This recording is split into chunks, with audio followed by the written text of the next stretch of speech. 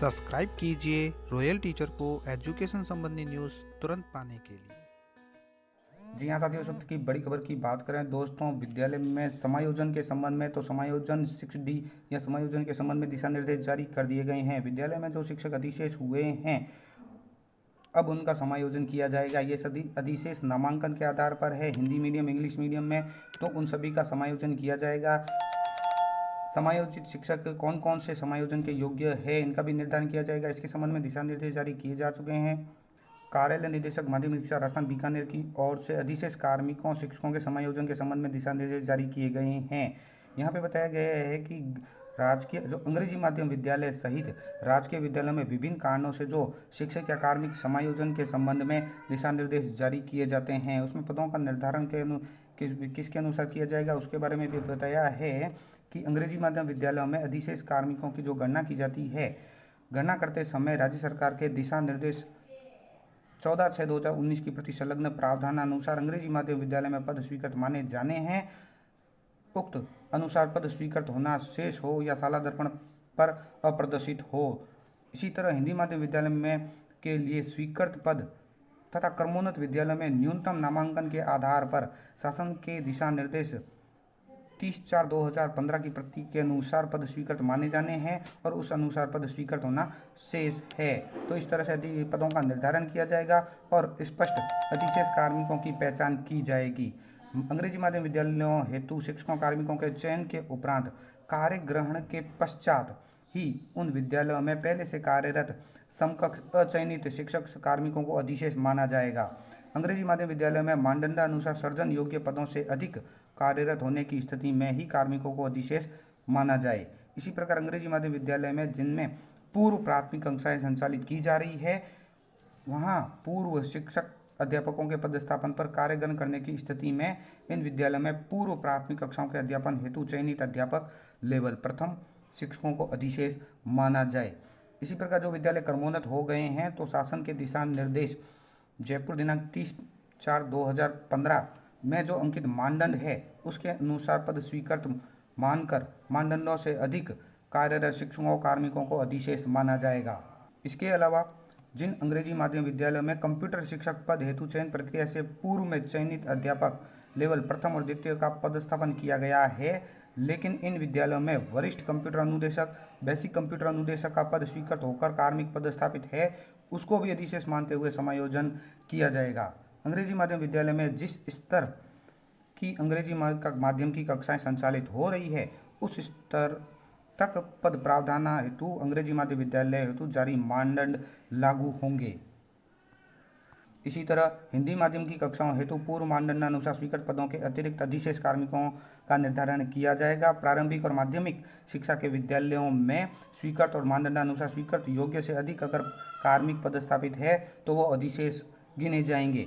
माध्यमिक शिक्षा विभाग में विद्यालय में पदस्थापित कार्मिक यथा वरिष्ठ प्रबोधक, वरिष्ठ शिक्षाकर्मी, पंचायत शिक्षक, कनिष्ठ शिक्षक, पैरा टीचर, ट्रेनी टीचर इत्यादि इन जिनके पद इन विद्यालयों में नहीं होते हैं वे विभाग में अधिशेष माने जाएंगे। न्यायिक प्रकरण में स्थगन प्राप्त शिक्षक या कार्मिक को अधिशेष नहीं माना जाए तथा इस कारण से संबंधित पद पर अन्य पदस्थापित शिक्षक कार्मिक अधिशेष होंगे। मंत्रालय कार्मिक जो भी है संवर्ग के अधिशेष कार्मिकों की पहचान करते समय अब उनके लिए 25/5/2022 की पालना सुनिश्चित की जाए।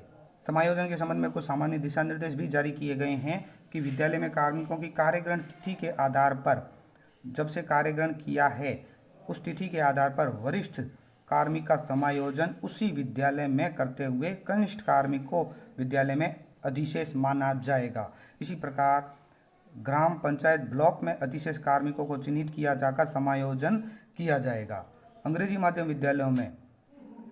विद्यालयों हेतु अचयनित शिक्षक कार्मिकों को अंग्रेजी माध्यम विद्यालयों में केवल तभी लगाया जाएगा जबकि हिंदी माध्यम विद्यालयों में पद रिक्त नहीं हो। यह समायोजन केवल चयनित शिक्षक कार्मिक के उपलब्ध होने तक की किया जाएगा। माध्यमिक शिक्षा विभाग के विद्यालयों में अधिशेष कार्मिकों का समायोजन उसी स्पष्ट रिक्त पद विषय पर उनके मूल पद के अनुसार ही माध्यमिक शिक्षा विभाग के विद्यालय में किया जाएगा। अन्य पद या अन्य विषय के विरुद्ध पदस्थापन कतई नहीं किया जाए। माध्यमिक शिक्षा विभाग के विद्यालयों में पद रिक्त नहीं रहने पर प्रारंभिक शिक्षा विभाग के विद्यालयों में समायोजन की कार्रवाई भी की जाएगी। जिन अध्यापकों लेवल प्रथम या लेवल द्वितीय की उक्त नियम 6(3) के तहत शिक्षा विभाग में लिए जाने की कार्रवाई की जा चुकी है, उन्हें अनिवार्यतः माध्यमिक शिक्षा विभाग के विद्यालय में लगाया जाए। यदि जिले में माध्यमिक शिक्षा विभाग के अधीन विद्यालय में पद रिक्त नहीं हो तो उन्हें प्रारंभिक शिक्षा विभाग के अधीन विद्यालय में लगाया जाएगा।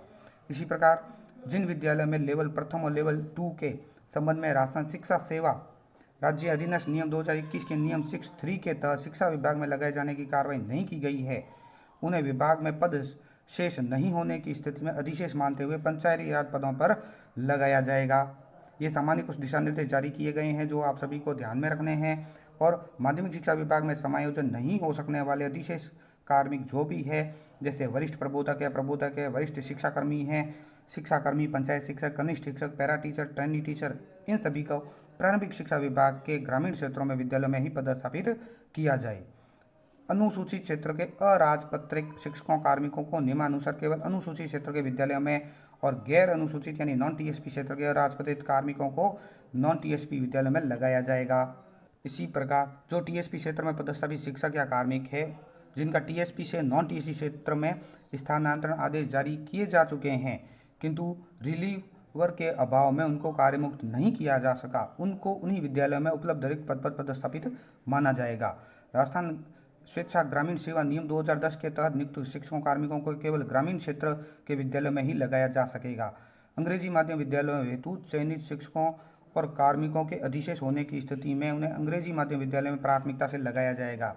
शिकायत के आधार पर एपीओ किए गए एवं प्राथमिक जांच में दोषी पाए गए प्राथमिक जांच 10 दिन में पूर्ण की जाएगी। शिक्षक कार्मिकों को उनके पूर्व पदस्थापन स्थान के वरिष्ठता क्षेत्र से में संबंधित नियुक्त अधिकारी द्वारा पदानुसार दूरस्थ जिले या दूरस्थ ब्लॉक के ग्रामीण क्षेत्र में लगाया जाए और अन्य कारणों से प्रतिनियुक्ति समाप्ति सहित से एपीओ किए गए शिक्षकों कार्मिकों का समायोजन एपीओ किए जाने की समय प्रतिनियुक्ति पर किए जाने से पूर्व पदस्थापन जिले के उसी विद्यालय और पूर्व में पदस्थापित विद्यालय के निकटतम विद्यालय के रिक्त पद पर किया जाएगा। न्यायिक जो प्रकरण है में अगर स्थगन होता है तो कारण एक ही पद पर एक से अधिक शिक्षक या कार्मिक के पदस्थापन के कारण अधिशेष हुए अन्य कार्मिक और शिक्षकों को अंतिम निर्णय के अधीन पूर्व पद पर कार्यग्रहण करवाया जाएगा। पदस्थापन आदेशों की प्रतीक्षा में उपस्थिति दे रहे शिक्षक कार्मिकों का समायोजन भी अधिशेष कार्मिकों के समायोजन के साथ ही किया जाएगा। अधिशेष कार्मिक और का समायोजन रिक्तियों की निम्नांकित क्रम में किया जाए, जैसे सबसे पहले उसी विद्यालय में रिक्त पद होने पर उसका समायोजन किया जाएगा, उसके बाद राजस्व गांव में रिक्त पद होने पर किया जाएगा, उसी राजस्व गांव में पद रिक्त नहीं होने पर उसी पंचायत के अन्य विद्यालय में पद रिक्त होने पर किया जाएगा, ग्राम पंचायत में रिक्त पद नहीं होने पर उसी ब्लॉक में स्थित अन्य विद्यालय में रिक्त पद पर किया जाएगा और संबंधित ब्लॉक में रिक्त पद नहीं होने पर अन्य ब्लॉक के विद्यालय में रिक्त पद पर यथासंभव निकट के ब्लॉक के विद्यालय में उसका समायोजन किया जाएगा। इसी प्रकार मंत्रालय कार्मिकों के लिए भी बताया गया है, उनका समायोजन यथासंभव उसी जिले के विद्यालय में ही किया जाएगा। जिले में विद्यालयों में पद रिक्त नहीं होने पर कार्यालयों में उसको लगाया जाएगा।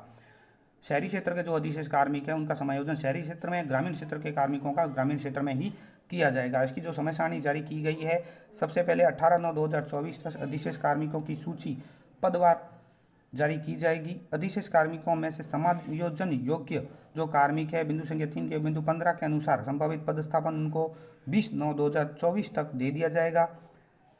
सूची उनकी तैयार की जाएगी और माध्यमिक शिक्षा विभाग में क्रम संख्या 2 की कार्रवाई के उपरांत शेष अधिशेष कार्मिकों की सूची प्रारंभिक शिक्षा विभाग को सुपुर्द करना 20/9/24 तक रहेगा। प्रारंभिक शिक्षा विभाग द्वारा माध्यमिक शिक्षा विभाग में लौटाए गए प्रारंभिक शिक्षा में अधिशेष कार्मिकों की समय की सूची पदवार 23/9/2024 तक रहेगी। प्रारंभिक शिक्षा विभाग में बिंदु संख्या 3 के बिंदु 15 के अनुसार संभावित पदस्थापन सहित सूची तैयार करना 25/9/2024, प्रारंभिक या माध्यमिक शिक्षा विभाग द्वारा पदस्थापन जारी करना 26/9/2024 तक रहेगा। तो दोस्तों ये थे 6D समायोजन के संबंध में महत्वपूर्ण दिशा निर्देश और उसकी समय सारणी। उम्मीद है दोस्तों ये वीडियो आपको पसंद आई होगी। वीडियो पसंद आए तो जरूर लाइक, शेयर और सब्सक्राइब कीजिए। पास में आने वाले घंटी के बटन को जरूर दबाएं। एजुकेशन संबंधी न्यूज़ तुरंत